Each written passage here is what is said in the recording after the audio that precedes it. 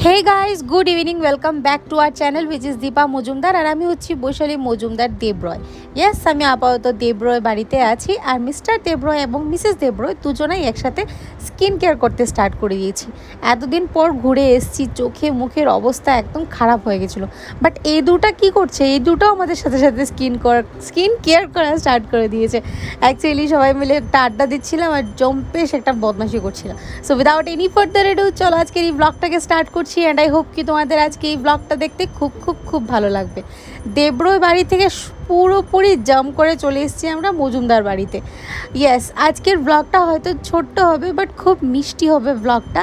তো ব্লগটা তোমরা কমপ্লিট দেখতে থাকো। আপাতত বাবাকে দেখছো ঠাকুর ঘরে আরতি করছে। ইয়েস, ফাইনালি আজ এতদিন পর ঠাকুরের প্রাণ প্রতিষ্ঠা হচ্ছে। ঠাকুর মূর্তি কবেই ঠাকুর ঘরে বসানো হয়ে গেছিলো, রেনোভেট করা হয়ে গেছিলো পুরো কমপ্লিট ঠাকুর ঘর, বাট ঠাকুরের প্রাণ প্রতিষ্ঠা করা হচ্ছিল না কিছু না কিছু অসুবিধার কারণে। ইভেন কি আমার বিয়েটাও হয়ে গেল, বাট ঠাকুরের প্রাণ প্রতিষ্ঠাটাও হচ্ছিল না।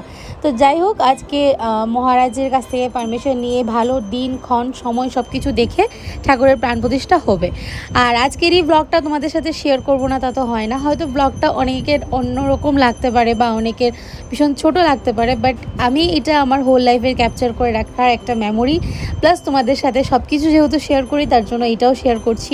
আশা করি তোমাদের খুবই ভালো লাগবে। আজকে যেহেতু প্রাণ প্রতিষ্ঠা প্লাস গুরু পূজা হবে, মানে প্রাণ প্রতিষ্ঠা মানেই তো গুরু পূজা, তো সকালে আমাদের মঙ্গল আরতি হয়। তো ভোরবেলা বাবা মঙ্গল আরতি করছে আর বাকি সবাই গান কীর্তন করছে।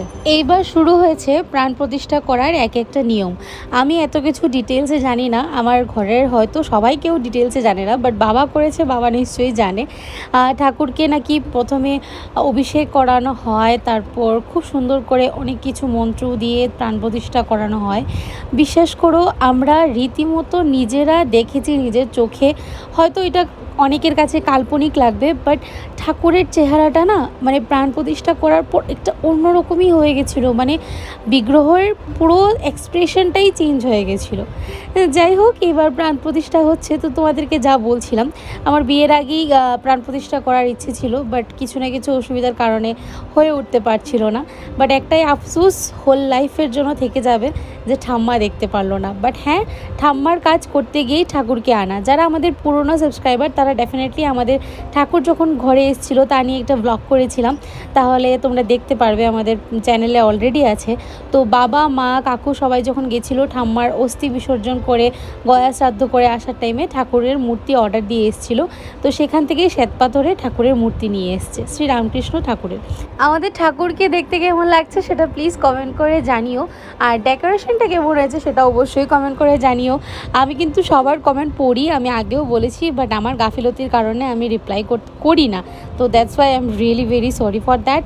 আর আগের দিন মা আর ভাই গিয়ে এই সব কিছু নিয়ে এসছে, আর বাবা এত সুন্দর করে ডেকোরেট করেছে, কাকুরাও ডেকোরেট করেছে, লাইট এনেছে, ফুল এনেছে, রজনীগন্ধার মালা এনেছে। কি সুন্দর লাগছে না বলো। আর সাইডে যে স্বামীজি আর মা শারদার পিছনের ব্যাকড্রপটা দেখতে পাচ্ছ, সেটা বাবা নিজের হাতে তৈরি করেছে। আর ঠাকুরের চরণে যে সানফ্লাওয়ারটা দেখছো সেটা আমাদের গার্ডেনের। ইয়েস, বিশ্বাস করতে পারবে না, বিধান কাকু এই ফুলটা ফুটিয়েছে উপরে ছাদে, মানে বিশ্বাস হয় না দেখলে, এত সুন্দর, এত বড় মস্ত বড় ফুল। আর যাই হোক, এত সুন্দর দিনই ফুটেছে যে ঠাকুরের চরণে গেল। আর আমাদের পুরো বংশ জুড়েই সবাই রামকৃষ্ণ ঠাকুরের দীক্ষিত। ইভেন কি পুরোহিত মশাই যে পুজো করছেন উনিও রামকৃষ্ণ ঠাকুরের দীক্ষিত। আর আজকে যেহেতু মিশনে এক উৎসব ছিল, শ্রী রামকৃষ্ণর তিথি পূজা ছিল, তো মহারাজ আসতে পারেনি, নয়তো মহারাজও আসার কথা ছিল আর কি। তো আমাদের যেহেতু বললাম তোমাদের সবাই রামকৃষ্ণ ঠাকুরের দীক্ষিত, তো বাড়ির বাইরের কাজ, ঘরের কাজ, পুজোর কাজ, যা যা পুজো রিলেটেড সব কিছু সবাই মিলে করছে, সেটা দেখে ভীষণ ভালো লাগছে। আর হ্যাঁ, আমার শ্বশুরবাড়ির বংশ হচ্ছে অনুকূল ঠাকুরের দীক্ষিত। তো এটা নিয়ে সবার প্রশ্ন, ঠিক আছে, তাই ব্লগের মাধ্যমেই সবাইকে আনসার দিচ্ছি।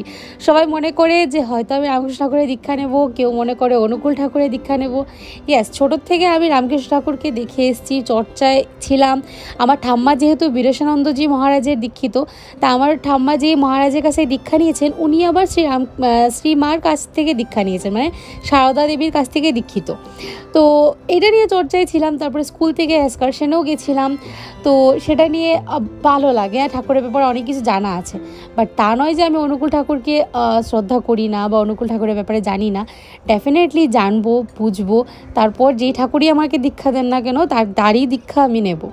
তো এবার এখানে পিসি, বৌমনি সবাই মিলে এখানে সকালের ফল প্রসারি সব কিছু যা আছে তা তৈরি করছে। আর এই পাশের বারিন্দায় ভোগের রান্না বাড়া হচ্ছে।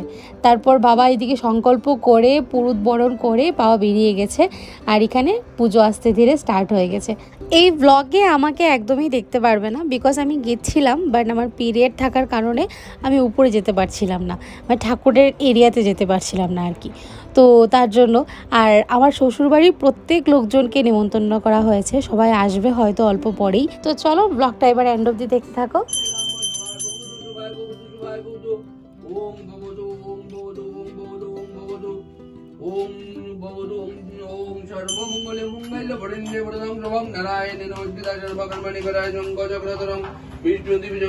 ব্লগ এডিট করতে করতে একটা ভীষণ মিষ্টি একটা মেমোরি মনে পড়ে গেলো, সেটা ভাবলাম তোমাদের সাথে শেয়ার করি। আগে যখনই ঠাকুরকে ভোগ দেওয়া হতো বা সুন্দর করে ঠাকুরঘরটা ভোগ নৈবেদ্য তারপরে অন্নভোগ দিয়ে সাজানো হতো না, ঠাম্মা আমাদের থেকে বেশি অস্থির হয়ে যেত, শুধু বলতো একটা ফটো তুল, একটা ছবি তুল, একটা ফটো তুল। তো এবার ফটো ভিডিও সব কিছুই আছে, বাট বিচারি আর নেই।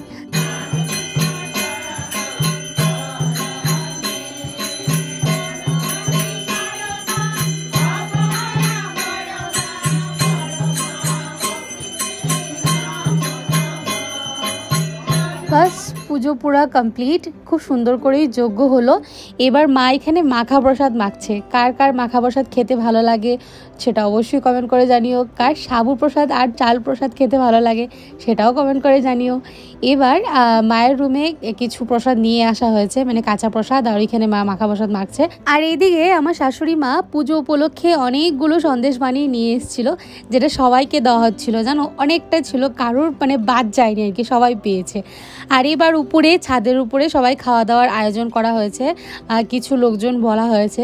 তো ক্যাটারার্সে কারা কারা দেখতে পাচ্ছ, আমার সব ভাইয়েরা, ওরা না ভীষণ মানে এইসব দিক থেকে ভীষণ ফুর্তি, ওরা কখনো না মানে না করে না, বা ওরা নিজের থেকে এক্সাইটেড হয়ে কাজ করতে লেগে যায় না, দেখতে আমার ভীষণ ভালো লাগে।